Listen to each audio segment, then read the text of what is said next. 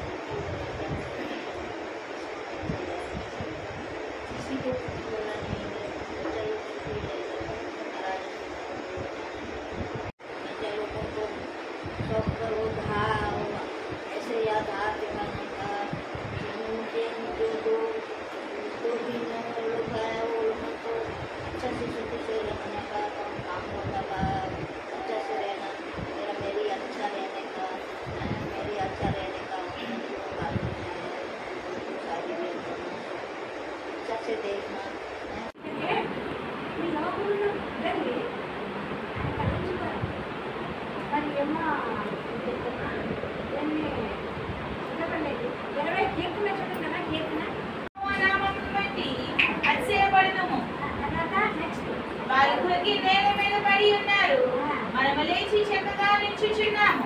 యెహోవా రక్షించుము.